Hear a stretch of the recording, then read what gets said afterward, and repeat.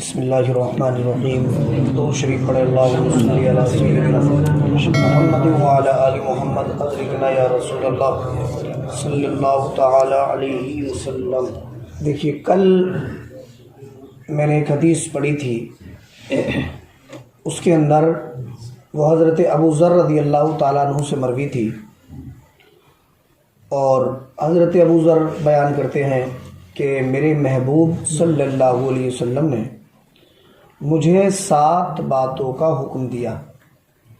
ان میں سے 4 باتیں کل بیان ہو گئی تھیں، 3 باتیں رہ گئی تھیں۔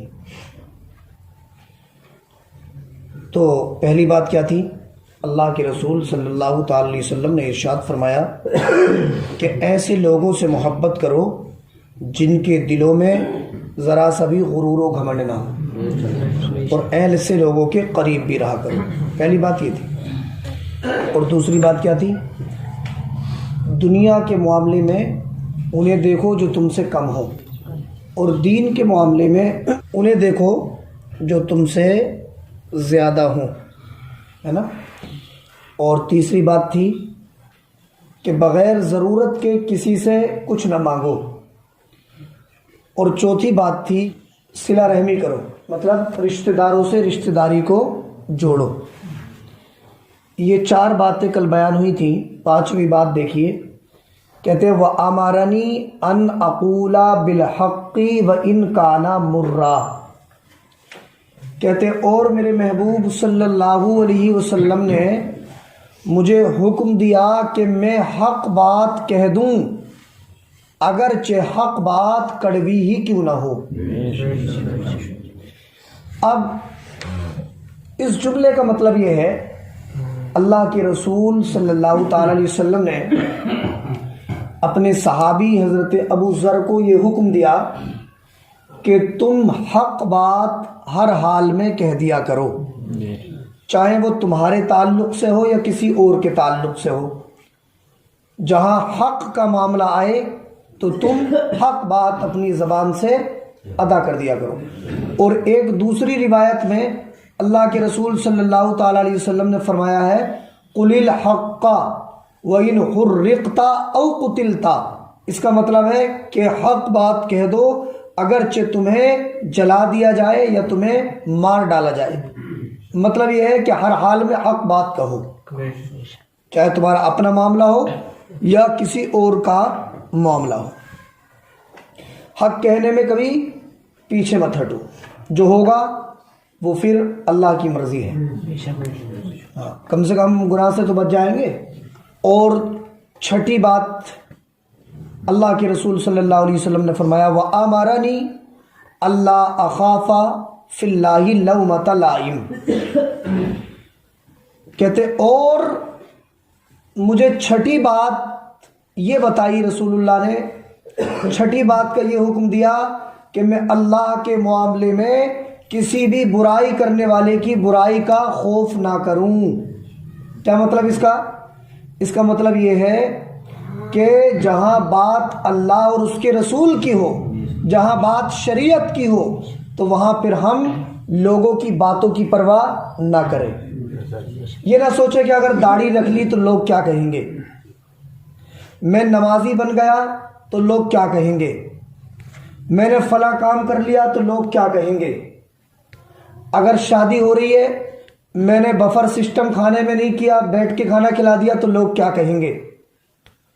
یہ نہ سوچے ہم، بلکہ جو شریعت کے کام ہیں، اللہ اور رسول کی رضا کے کام ہیں، ہمیں وہ کام خوش دلی سے کرنا چاہیے۔ جو کہتا ہے وہ کہتا رہے، ہمیں اس کی پرواہ نہیں کرنا چاہیے۔ اور 7ویں بات بڑی اہم ہے، 7ویں بات بیان فرمائی وَآمَرَنِي أَنْ أُكْثِرَ مِنْ قَوْلِي لَا حَوْلَ وَلَا قُوَّةَ إِلَّا بِاللَّهِ۔ 7ویں بات بیان فرمائی کہ میں زیادہ سے زیادہ لا حول ولا قوت الا باللہ پڑھا کروں۔ سرکار نے فرمایا زیادہ سے زیادہ لا حول ولا قوت الا باللہ العلی العظیم پڑھا کرو۔ کیوں پڑھا کرو؟ تو سرکار نے فرمایا فَإِنَّهُنَّ مِنْ كَنْزِي تَحْتِ الْعَرْشِ، یہ کلمہ اس لیے پڑھا کرو کہ یہ عرش کے خزانوں میں سے ایک خزانہ ہے. یہ کلمہ اس لیے پڑھا کرو. زیادہ سے زیادہ لا حول ولا قوت الا باللہ العلی العظیم پڑھیں. اس سے رزق میں برکت ہوتی ہے، اور اس کلمے کو پڑھنے سے وسوسے کی بیماری دور ہوتی ہے. وسوسہ جانتے ہیں آپ؟ وسوسہ کا مطلب ذہن میں خواہ کے خیالات آنا، گندے خیالات آنا، یا دیگر ایسے خیالات آنا جن سے ہمارا کوئی تعلق نہیں ہے. بیٹھے ہیں فالتو میں دماغ ادھر ادھر گھوم رہا ہے، اسے کہتے ہیں وسوسہ. تو اگر لا حول ولا قوت الا باللہ العلی العظیم پڑھیں گے تو انشاءاللہ العزیز آپ وسوسے کی بیماری سے بھی دور ہو جائیں گے، اور آپ کی روزی میں بھی برکت ہوگی انشاءاللہ. مغرب کی نماز کے بعد پڑھیں لا حول ولا قوت الا باللہ العلی العظیم 500 مرتبہ، یا جب آپ کو وقت ہو اس وقت آپ لا حول ولا قوت الا باللہ العلی العظیم پڑھیں تو انشاءاللہ اس سے روزی میں برکت ہوگی. اور اگر کسی کو وسوسے کی بیماری ہو، یہ طرح طرح کے ناپاک خیالات آنا، گندے خیالات آنا، اس طرح کی بیماری ہو، تو علماء نے بیان کیا کہ 7 مرتبہ صبح کو تھوڑا سا پانی لیں گلاس میں یا کسی چیز میں، برتن میں، اور اس پہ 7 بار پڑھے لا حول ولا قوت الا باللہ العلی العظیم. 7 بار صبح کو پڑھیں، اس پہ پھونکیں اور پی جائیں. اور ایسے ہی مغرب کی نماز کے بعد 7 بار پڑھیں لا حول ولا قوت الا باللہ العلی العظیم اور اسے پی جائیں. انشاءاللہ العزیز اگر یہ عمل کریں گے تو اللہ تعالیٰ اس عمل کی برکت سے وسوسے کی بیماری سے دور فرما دے گا. اس لیے جو ہے ہمیں ان باتوں پہ عمل کرنا ہے. یہ کلمہ دوسری حدیث میں ہے کہ لا حول ولا قوت الا باللہ العلی العظیم، یہ فرشتوں کا کلمہ ہے. فرشتے پڑھا کرتے ہیں لا حول ولا قوت الا باللہ العلی العظیم. تو ہمیں چاہیے کہ ہم ان باتوں پہ عمل کریں. تو 7 باتیں ہو گئی، یہ مکمل ہو گئی 7 باتیں. پہلی بات کیا تھی؟ ایسے لوگوں سے محبت کریں جن کے دلوں میں غرور و گھمنڈ نہ ہو. دوسری بات تھی دنیا کے معاملے میں اپنے سے نیچے والے کو دیکھا کریں، دین کے معاملے میں اپنے سے اونچے والے کو دیکھا کریں.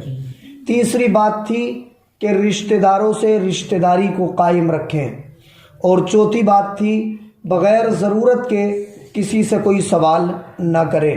پانچویں بات تھی حق بات کہہ دیں اگرچہ دوسرے کو برائی کیوں نہ لگے. اور چھٹی بات تھی کہ اللہ کے معاملے میں کسی بھی برائی کرنے والے کی برائی کی پرواہ نہ کریں. اور 7ویں بات تھی کہ زیادہ سے زیادہ لا حول ولا قوت الا باللہ العلی العظیم پڑھا کریں. کیوں؟ اس لیے کہ یہ کلمہ عرش کے خزانوں میں سے ایک خزانہ ہے. آپ خود بھی پڑھیں، اپنے بچوں سے پڑھوائیں، گھر والوں سے پڑھوائیں، اور اس کی برکت آپ خود دیکھ لیں گے چند دنوں میں.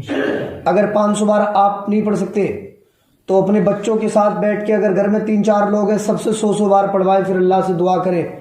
انشاءاللہ العزیز آپ کی پریشانیاں ختم ہو جائیں گی. ہاں، اگر کسی بچے کو نظر لگی ہو اس پہ بھی یہ پڑھ کے پھونک دے لا حول ولا قوت الا باللہ العلی العظیم، انشاءاللہ نظر اتر جائے گی.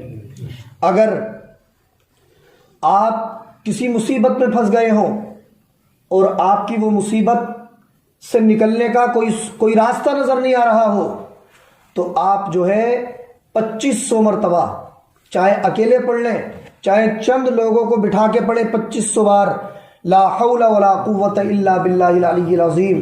انشاءاللہ العزیز آپ اس مشکل سے نجات پا جائیں گے. حضرت اس کا ترجمہ کیا ہوگا؟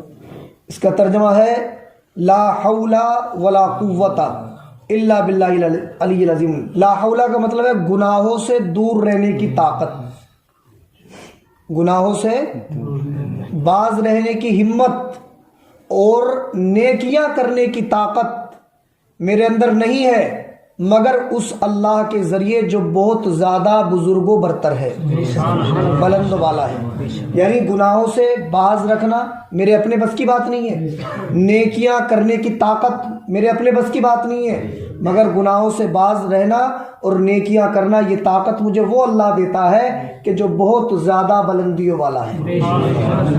یہ مطلب ہے اس کا، یہ ترجمہ ہے۔ ایک حدیث اور دیکھیے آپ، عن انس قال قال رسول اللہ صلی اللہ علیہ وسلم حبب الی الطیب والنساء وجعلت قرۃ عینی فی الصلاۃ۔ حضرت انس رضی اللہ تعالیٰ عنہ سے مروی ہے، وہ فرماتے ہیں کہ رسول اللہ صلی اللہ علیہ وسلم نے ارشاد فرمایا، حبب الی الطیب، مجھے خوشبو بہت پسند ہے۔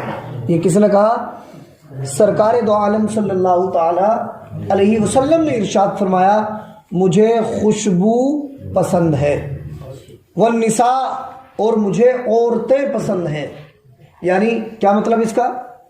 اسے کوئی غلط نہ لے کوئی انسان اس جملے کو، اس کا مطلب ہے عورتوں کی عزت کرنا، اپنی بیویوں کے ساتھ اچھائی کے ساتھ رہنا، ان کے ساتھ حسن سلوک کرنا مجھے بہت پسند ہے، اپنی بیویوں کا خیال رکھنا مجھے بہت پسند ہے، یہ مطلب ہے اس جملے کا۔ اور دوسرا جملہ سنیں، سرکار فرماتے وجعلت قرۃ عینی فی الصلاۃ، اور میری آنکھوں کی ٹھنڈک نماز میں بنائی گئی ہے۔ یعنی جب میرے امتی نماز کی پابندیاں کرتے ہیں اور اپنے وقتوں پہ نماز پڑھتے ہیں تو ان کے نامہ اعمال میں نیکیاں لکھی جاتی ہے، تو اس سے مجھے سکون نصیب ہوتا ہے۔ یہ سرکار دو عالم صلی اللہ تعالی علیہ وسلم کا فرمان ہے۔